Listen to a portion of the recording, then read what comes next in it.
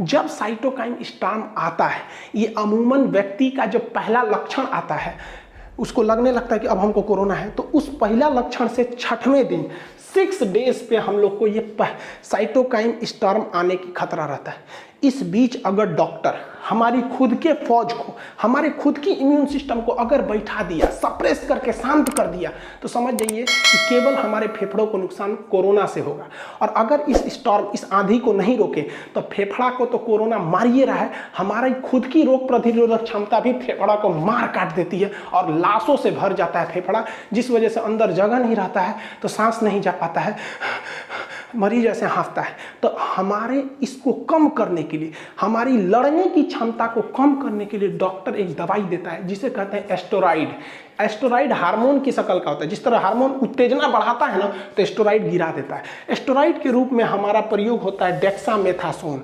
ये डेक्सामेथासोन, ये अगर किसी में स्टॉर्म कम है तो टेबलेट खिला दीजिए, और किसी में हैवी स्टॉर्म आ गया है, मतलब मारकाट भयानक मच गया, हमको अपने ही रोग प्रतिरोधक क्षमता से खतरा है, तो उसे आईवी यानी इंजेक्शन के, इंटरवेंस इंजेक्शन के थ्रू इसे दिया जाता है।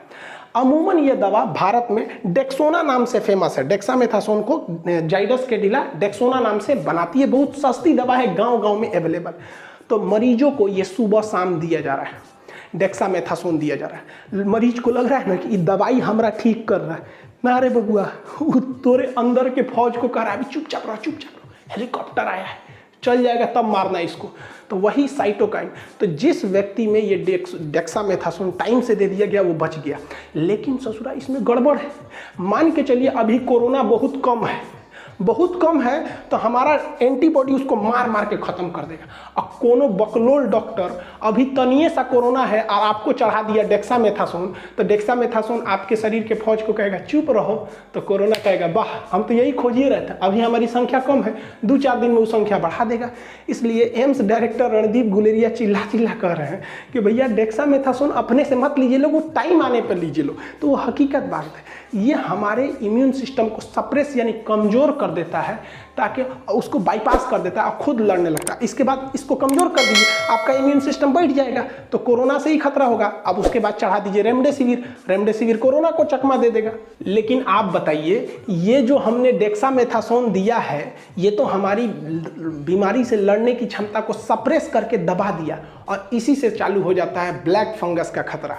ब्लैक फंगस एक नॉर्मल फंगस है जो रोटी, ब्रेड इत्यादि पे लग जाता है। ये नॉर्मल है। अगर हम अपने कपड़े भी उतार के यहाँ 1 महीना के लिए छोड़ दें, उसमें नमी रहे, तो वहाँ भी ब्लैक फंगस आ जाएगा। हमारे शरीर पर भी ब्लैक फंगस जम जाते हैं, बट उसको पसीना मार के खत्म कर देता है। कहता है सचरा यहाँ का जमता है। सोचिए, जिस चीज़ को हमारा पसीना मार देता है। लेकिन जब कभी हम लोगों को कोरोना हो जाता है, तो इतना ना एस्टेरॉइड दिया जाता है जो हमारे इम्यून सिस्टम को सप्रेस करके कमज़ोर कर देता है कि हमारा इम्यून इस छोटे से ब्लैक फंगस यानी म्यूकोरमाइकोसिस से भी नहीं लड़ पाता है। अब ये आता कहाँ से है? तो इसके देखिए, जब कोई कोरोना मरीज ज़्यादा सीरियस हो जाता है, तो उसको तो हैवी स्टेरॉइड देना मजबूरी है, जिससे कि उसका इम्यून कमज़ोर हो जाता है। और उसे ऑक्सीजन जब दिया जाता है, तो ऑक्सीजन पे नमी आती है। देखिएगा, उसमें पानी का बुलबुला रखा जाता है, उस नमी के माध्यम से, या वेंटिलेटर पे जब दिया जाता है, तो यहाँ से नमी के माध्यम से ये जो फंगस है, ये हमेशा नमी वाले जगह पे रहता है, हमारे शरीर में आता है। इसके एंट्री करने का रास्ता नाक है, ये नाक से एंट्री करता है। ये ब्लैक फंगस जानलेवा है। जैसे रेबीज बीमारी होती है ना, कुत्तों के काटने से, जिनको हो जाएगा उन्हें दुनिया का कोई डॉक्टर नहीं बचा सकता, वो तो ससुरा 100% खतरनाक है। ये ब्लैक फंगस ये 50% खतरनाक है। लेकिन ये किन्हें होगा? जो कोरोना से सीरियस इंजरी से जूझ रहे थे, जिन्हें हाई स्टेरॉइड दिया गया, वेंटिलेटर या ऑक्सीजन से जूझे, या जिन्हें पहले से जिनका इम्यून सिस्टम कमजोर है, जैसे HIV के मरीज, इनका इम्यून सिस्टम कमजोर रहता है। जिन्हें बहुत हाई ब्लड शुगर रहता है, उनका इम्यून सिस्टम कमजोर हो चुका रहता है, शुगर के मरीजों का कमजोर हो जाता है। या जिन्हें डेक्सामेथासोन हुमच के लगाए हैं जब वो कोरोना में था, तो ऐसे लोगों में इसका खतरा ज़्यादा होता है। इसको टाइम से रहते इलाज करा लेने से सही होता है। ये एंट्री मारता है नाक के रास्ते से। यहाँ पर आपकी पहली पहचान कि नाक से पानी आएगा, वो पानी हल्का भूरा रंग का होगा, और नाक को अगर देखेंगे तो हल्का धब्बा धब्बा अंदर बनेगा। तो ये हल्का ब्राउन डिस्चार्ज इसकी पहली पहचान है। उसके बाद ये मुंह में पहुंचता है, तो मुंह से भी खांसी वगैरह आती है, कभी कभी उल्टी होने लगता है, ब्लड आने लगता है उल्टी में। उसके बाद यहाँ पे नाक के पास इस जगह पे ये स्वेलिंग होती है। फिर ये पहुँचता है आँख में। आंख लाल होने लगता है इस तरह से। और जब स्वेलिंग होने लगेगी तो समझिए अब खतरा होने लगा। इसलिए इसका पहला पहचान ब्लैक डिस्चार्ज। अब किसी आजकल मौसम चल रहा है, बहुत से लोगों की आंख लाल हो रही है, इवन 10 दिन पहले मेरा भी लाल हो गया। तो ऐसा नहीं कि जिनका आंख लाल हो गया वो दौड़ने लगे। लाल आंख पहली पहचान नहीं है। इसकी पहली पहचान आपको पहले शुरुआत में 1 हफ्ता तक आपको नाक से डिस्चार्ज आएगा, मुंह से उल्टी उल्टी टाइप का मन करेगा, सर और दर्द करेगा, तब ये आंख पे आएगा। उसके बाद जब यहाँ स्वेलिंग होने लगेगी तो समझिए स्वेलिंग होना खतरनाक है। इसके बाद ये म्यूकस आंख के रास्ते अंदर ब्रेन में चला गया, और ब्रेन में चला गया तो कोई नहीं बचा पाएगा।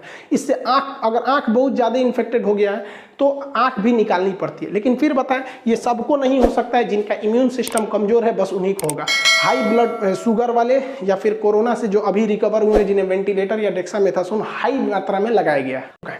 जब साइटोकाइन स्टॉर्म आता है, ये अमूमन व्यक्ति का जब पहला लक्षण आता है, उसको लगने लगता है कि अब हमको कोरोना है, तो उस पहला लक्षण से 6वें दिन 6 डेज पे हम लोग को ये साइटोकाइन स्टॉर्म आने की खतरा रहता है। इस बीच अगर डॉक्टर हमारी खुद के फौज को, हमारे खुद की इम्यून सिस्टम को अगर बैठा दिया, सप्रेस करके शांत कर दिया, तो समझ जाइए कि केवल हमारे फेफड़ों को नुकसान कोरोना से होगा।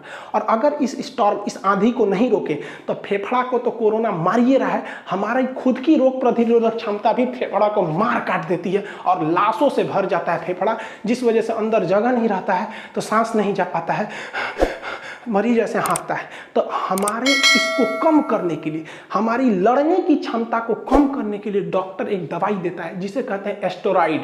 एस्टेरॉइड हार्मोन की शक्ल का होता है। जिस तरह हार्मोन उत्तेजना बढ़ाता है ना, तो एस्टेरॉइड गिरा देता है। एस्टेरॉइड के रूप में हमारा प्रयोग होता है डेक्सामेथासोन। ये डेक्सामेथासोन, ये अगर किसी में स्टॉर्म कम है तो टेबलेट खिला दीजिए, और किसी में हैवी स्टॉर्म आ गया है, मतलब मारकाट भयानक मच गया, हमको अपने ही रोग प्रतिरोधक क्षमता से खतरा है, तो उसे आईवी यानी इंजेक्शन के, इंटरवेंस इंजेक्शन के थ्रू इसे दिया जाता है। अमूमन ये दवा भारत में डेक्सोना नाम से फेमस है। डेक्सामेथासोन को जाइडस कैडिला डेक्सोना नाम से बनाती है। बहुत सस्ती दवा है, गांव-गांव में अवेलेबल। तो मरीजों को ये सुबह शाम दिया जा रहा है, डेक्सामेथासोन दिया जा रहा है। मरीज को लग रहा है ना कि दवाई हमरा ठीक कर रहा है, ना रे बबुआ, तोरे अंदर के फौज को कह रहा है अभी चुपचाप रहो, चुपचाप रहो, हेलीकॉप्टर आया है, चल जाएगा तब मारना इसको। तो वही साइटोकाइन। तो जिस व्यक्ति में ये डेक्सामेथासोन टाइम से दे दिया गया वो बच गया। लेकिन ससुरा इसमें गड़बड़ है। मान के चलिए अभी कोरोना बहुत कम है, बहुत कम है, तो हमारा एंटीबॉडी उसको मार मार के खत्म कर देगा। अब कोनो बकलोल डॉक्टर अभी तनिए सा कोरोना है और आपको चढ़ा दिया डेक्सामेथासोन, तो डेक्सामेथासोन आपके शरीर के फौज को कहेगा चुप रहो, तो कोरोना कहेगा वाह, हम तो यही खोज ही रहे थे, अभी हमारी संख्या कम है, 2-4 दिन में वो संख्या बढ़ा देगा।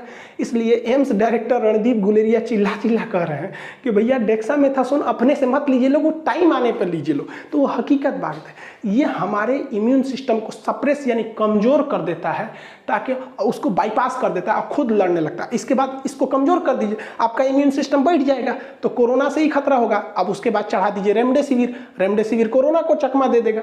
लेकिन आप बताइए, ये जो हमने डेक्सामेथासोन दिया है, ये तो हमारी बीमारी से लड़ने की क्षमता को सप्रेस करके दबा दिया, और इसी से चालू हो जाता है ब्लैक फंगस का खतरा।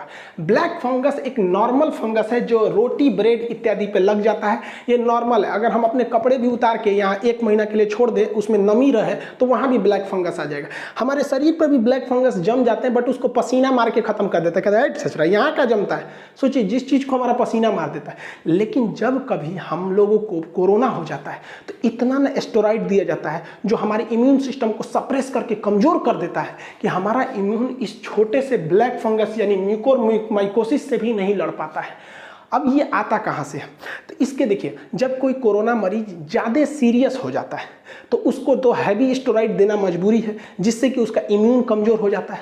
और उसे ऑक्सीजन जब दिया जाता है तो ऑक्सीजन पे नमी आती है, देखिएगा उसमें पानी का बुलबुला रखा जाता है, उस नमी के माध्यम से, या वेंटिलेटर पे जब दिया जाता है तो यहाँ से नमी के माध्यम से ये जो फंगस है ये हमेशा नमी वाले जगह पे रहता है, हमारे शरीर में आता है।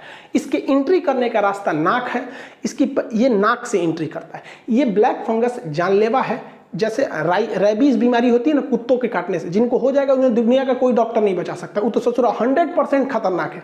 ये ब्लैक फंगस ये 50% खतरनाक है। लेकिन ये किन्हें होगा? जो कोरोना से सीरियस इंजरी से जूझ रहे थे, जिन्हें हाई स्टेरॉइड दिया गया, वेंटिलेटर या ऑक्सीजन से जूझे, या जिन्हें पहले से जिनका इम्यून सिस्टम कमजोर है, जैसे HIV के मरीज, इनका इम्यून सिस्टम कमजोर रहता है, जिन्हें बहुत हाई ब्लड शुगर रहता है, उनका इम्यून सिस्टम कमजोर हो चुका रहता है, शुगर के मरीजों का कमजोर हो जाता है, या जिन्हें डेक्सामेथासोन हुमच के लगाए हैं जब वो कोरोना में था, तो ऐसे लोगों में इसका खतरा ज़्यादा होता है। इसको टाइम से रहते इलाज करा लेने से सही होता है। ये एंट्री मारता है नाक के रास्ते से। यहाँ पर आपकी पहली पहचान कि नाक से पानी आएगा, वो पानी हल्का भूरा रंग का होगा और नाक को अगर देखेंगे तो हल्का धब्बा धब्बा अंदर बनेगा, तो ये हल्का ब्राउन डिस्चार्ज इसकी पहली पहचान है। उसके बाद ये मुंह में पहुंचता है, तो मुंह से भी खांसी वगैरह आती है, कभी कभी उल्टी होने लगता है, ब्लड आने लगता है उल्टी में। उसके बाद यहाँ पे नाक के पास इस जगह पे ये स्वेलिंग होती है। फिर ये पहुँचता है आँख में, आँख लाल होने लगता है इस तरह से। अब जब स्वेलिंग होने लगेगी तो समझिए अब खतरा होने लगा है। इसलिए इसका पहला पहचान ब्लैक डिस्चार्ज। अब किसी आजकल मौसम चल रहा है, बहुत से लोगों की आँख लाल हो रही, इवन 10 दिन पहले मेरा भी लाल हो गया। तो ऐसा नहीं कि जिनका आँख लाल हो गया वो दौड़ने लगे। लाल आँख पहली पहचान नहीं है। इसकी पहली पहचान आपको पहले शुरुआत में 1 हफ्ता तक आपको नाक से डिस्चार्ज आएगा, मुंह से उल्टी उल्टी टाइप का मन करेगा, सर और दर्द करेगा, तब ये आँख पे आएगा। उसके बाद जब यहाँ स्वेलिंग होने लगेगी तो समझिए स्वेलिंग होना खतरनाक है। इसके बाद ये म्यूकस आँख के रास्ते अंदर ब्रेन में चला गया, और ब्रेन में चला गया तो कोई नहीं बचा पाएगा। इससे अगर आँख बहुत ज़्यादा इन्फेक्टेड हो गया है तो आँख भी निकालनी पड़ती है। लेकिन फिर बताएं, ये सबको नहीं हो सकता है। जिनका इम्यून सिस्टम कमजोर है बस उन्हीं को होगा। हाई ब्लड शुगर वाले या फिर कोरोना से जो अभी रिकवर हुए हैं, जिन्हें वेंटिलेटर या डेक्सामेथासोन हाई मात्रा में लगाया गया है।